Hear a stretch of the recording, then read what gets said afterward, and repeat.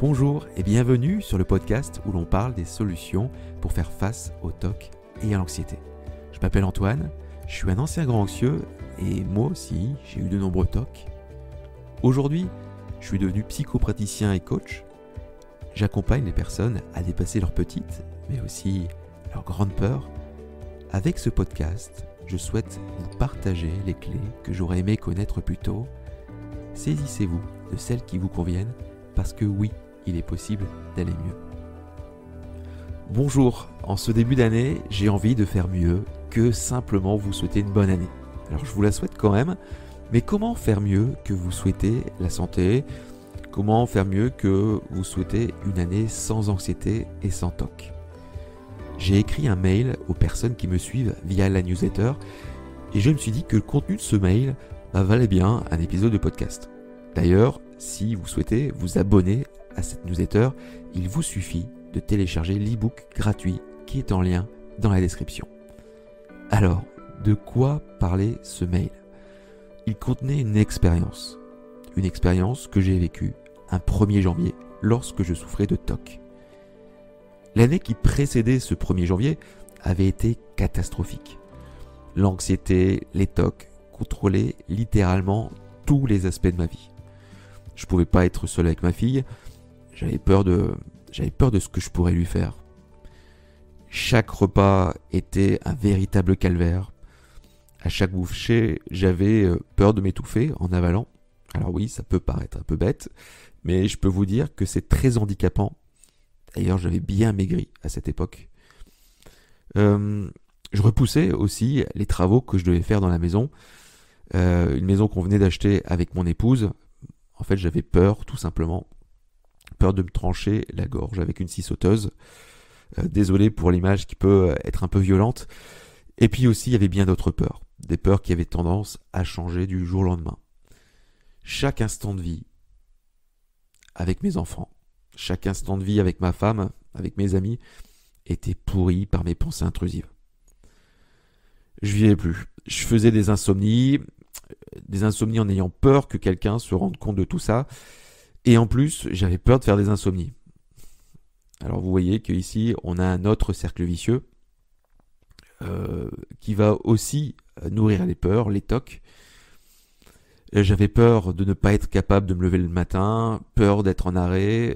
Oui, ça c'était vraiment ma hantise. Et puis arrive ce fameux nouvel an dont je veux vous parler aujourd'hui.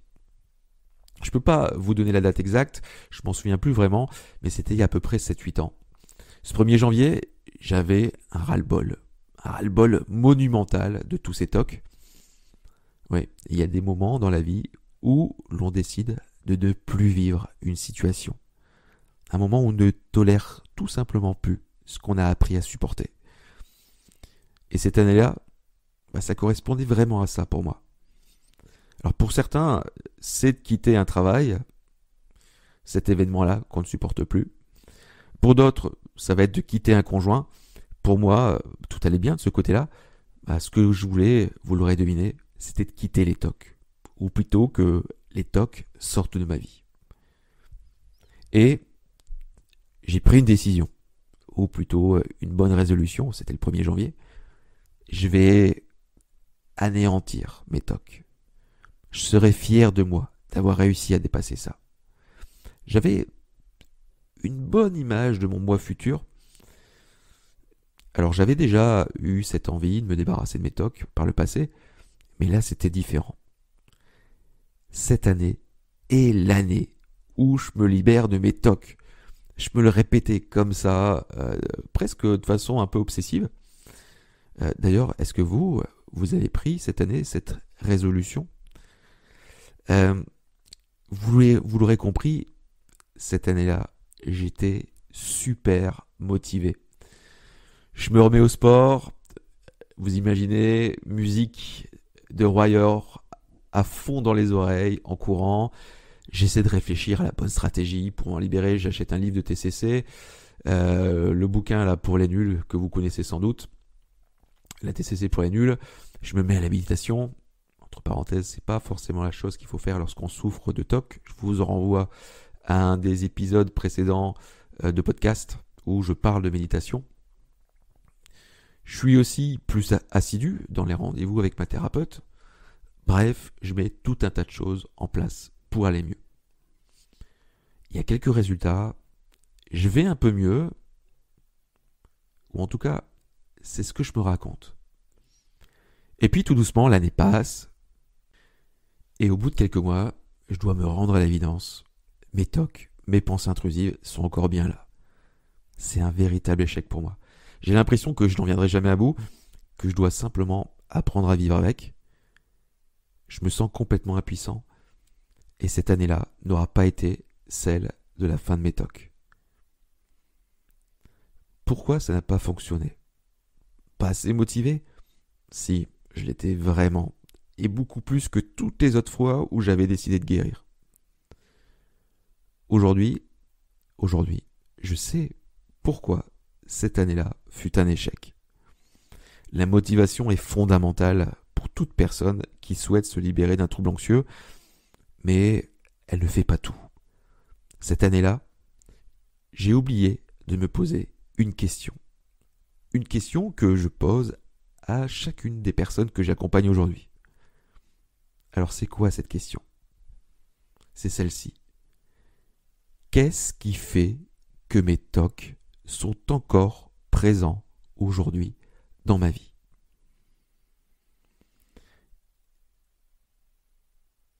Et cette question, je vous la pose à vous. Qu'est-ce qui fait que vos TOC, votre anxiété, sont encore présents aujourd'hui dans votre vie?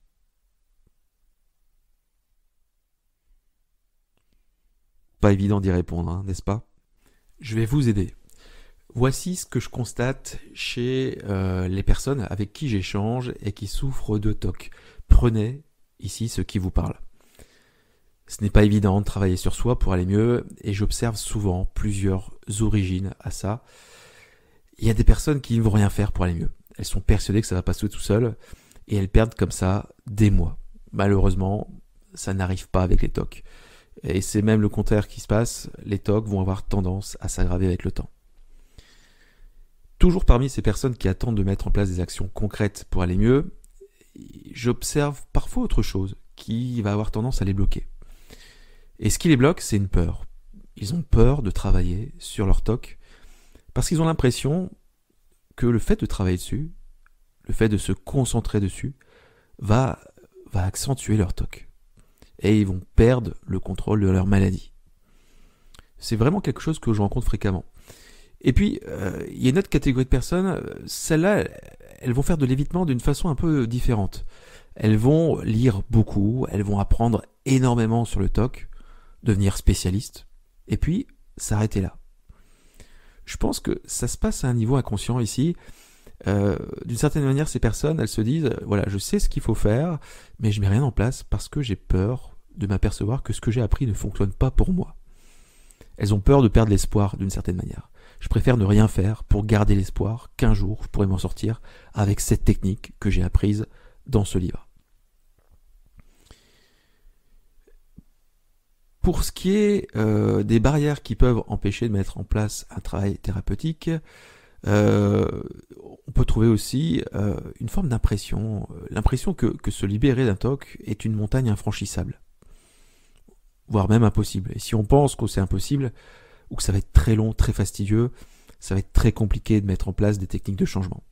Lors d'une masterclass, une personne me disait qu'elle n'arrivait pas à se mettre à faire de l'exposition. L'exposition, c'est une technique que l'on trouve notamment en TCC, en thérapie cognitivo-comportementale.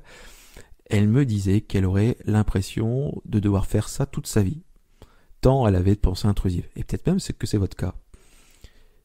Comment se sortir de ça? En fait, tout simplement en découpant le travail en toutes petites étapes. Et ne pas chercher à résoudre tous les TOC d'un seul coup, mais rechercher surtout l'avancée, l'amélioration. Petit aparté ici. Il n'y a pas besoin de travailler sur toutes les pensées intrusives pour se libérer d'un TOC comme celui de l'inphobie d'impulsion. Ce que je remarque, c'est qu'il y a un effet souvent de généralisation qui va se faire au fur et à mesure des expositions, si vous pratiquez l'exposition. Lorsque l'on travaille sur la peur associée à une pensée intrusive, cela diminue les autres présentes dans la même thématique. Si vous travaillez sur la peur du suicide, il y a de fortes chances que cela diminue la peur d'être en dépression, qui sont finalement deux peurs qui sont souvent associées ensemble. Autre chose qui peut vous mettre en échec, vous multipliez les thérapies. Vous cherchez la technique, ou plutôt la baguette magique qui va vous permettre d'aller mieux. Cette stratégie n'est pas la bonne. En passant comme ça, d'une approche à l'autre, vous ne laissez pas assez de temps à la technique pour qu'elle puisse se montrer efficace, et du coup vous ne pouvez pas en mesurer les effets. En plus de ça, 1 ou 2 séances, c'est trop court pour créer ce qu'on appelle le lien thérapeutique. Ce lien de confiance indispensable entre vous et le thérapeute qui rend le changement possible. Je suis toujours étonné lorsque les personnes me disent « Voilà, j'ai essayé l'hypnose et ça ne fonctionne pas ». La plupart ont fait 1 ou 2 séances avec un même praticien et elles arrivent à ce constat. L'hypnose est une technique puissante de changement, mais c'est pas une technique magique. Il y a besoin de quelques séances avec un thérapeute qui connaît bien la thématique des TOC pour en mesurer l'efficacité. Et là aussi, le lien thérapeutique est important pour que l'on accepte de se laisser guider et de commencer à lâcher prise. Et puis, encore autre chose, quand on multiplie les thérapies comme ça multiplie les échecs. Et on finit par développer une forme de croyance, on finit par se dire que l'on a tout essayé et que rien ne fonctionne, qu'on est foutu. Alors déjà, c'est fort peu probable que vous ayez fait toutes les thérapies qui existent. Et puis encore une fois, un thérapeute n'est pas un autre, même si ces 2 thérapeutes pratiquent la même technique thérapeutique. Ensuite, il y a aussi tout le contraire de tout ça, de tout ce que je viens de vous raconter.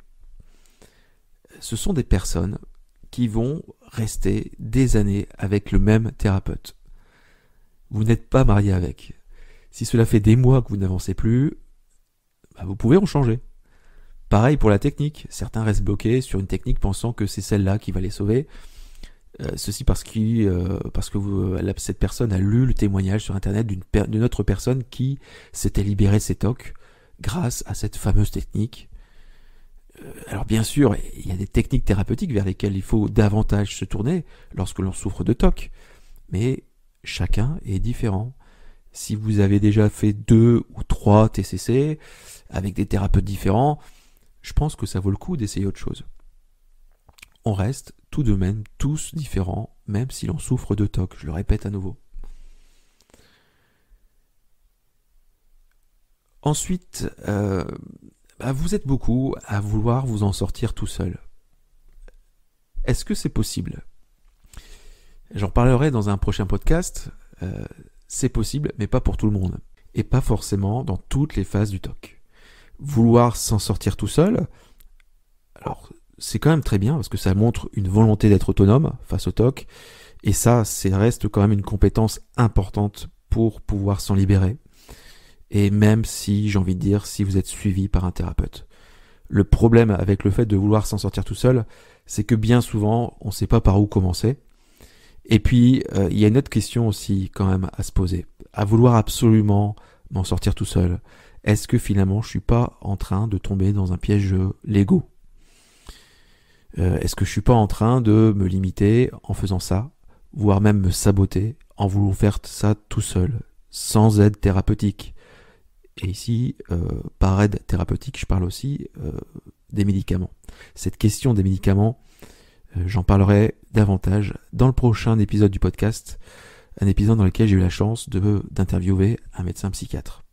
Après, il y a peut-être d'autres raisons qui expliquent que le TOC est encore là dans votre vie.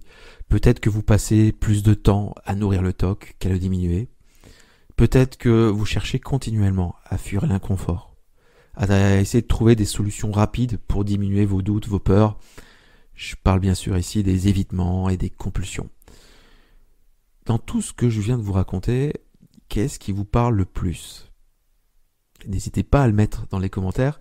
Chacun de ces points peut limiter grandement vos capacités de guérison et voire même la rendre impossible. Alors maintenant, vous allez me dire comment dépasser ces blocages. Alors pour certains de ces blocages, en prendre conscience, c'est suffisant. Et pour d'autres, il va s'agir de développer, même d'acquérir de nouvelles connaissances et surtout de nouvelles compétences. C'est ce que je souhaite vous apporter cette année au travers du podcast, mais aussi de nos entrevues lors des masterclass et lors de mes formations. Je vous souhaite une très bonne année 2024, une année où vous entreprendrez autre chose pour vous libérer de vos tocs et de votre anxiété. Une année où vous devenez encore plus actrice ou encore plus acteur de votre guérison. D'ailleurs, si vous souhaitez être accompagné par moi, alors mon agenda est malheureusement encore une fois complet, mais vous pouvez vous inscrire sur une liste d'attente que j'ai mis en place récemment. Vous pourrez trouver le lien dans la description. Peut-être qu'arrivé ici, vous vous posez la question, mais lui, qu'est-ce qui l'a empêché d'aller mieux cette fameuse année, cette année où il était super motivé? Je vais vous répondre. Ce qui me limitait, c'est que j'étais persuadé que ma solution se trouvait dans le passé. Je multipliais toutes les techniques qui me permettaient d'explorer le passé, chercher l'origine, le trauma qui avait fait naître les TOC dans ma vie. Pour moi, il y avait forcément un événement qui était à la cause de tout ça. Or, dans mon cas, je précise bien dans mon cas, il n'y avait pas un événement, mais plusieurs qui ont construit ma sensibilité aux peurs. Et puis, il y a surtout ce que je faisais dans le moment présent avec mes émotions et mes pensées. J'avais mis le TOC tout en haut de mes priorités, à tel point que j'avais abandonné tous mes autres projets. Je pensais, je vivais pour me débarrasser de mes TOC.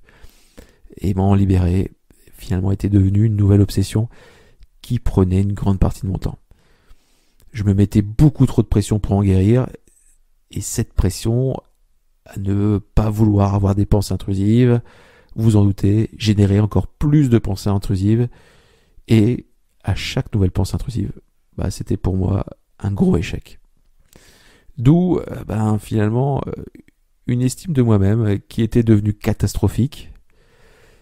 Comment je me suis sorti de tout ça?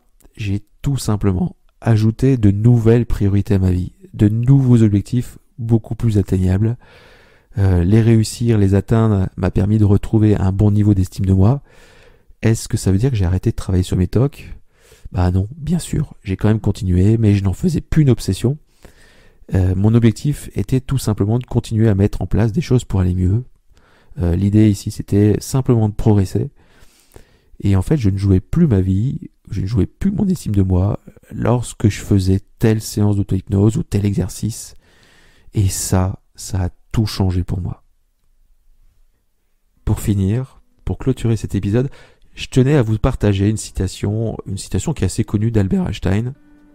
La folie, c'est de faire toujours la même chose et de s'attendre à un résultat différent. Avec tous mes encouragements pour aller mieux, parce que oui, il est possible d'aller mieux, je vous souhaite une bonne journée.